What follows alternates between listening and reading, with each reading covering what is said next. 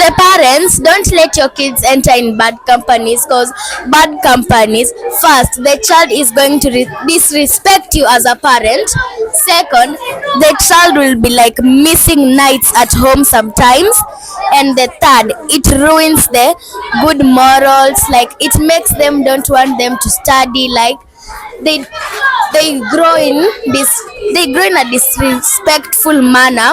So you should check on the habits of your child, make sure that they have good companies, and they shouldn't be like what do they say, they shouldn't be bullies around the environment. Thank you.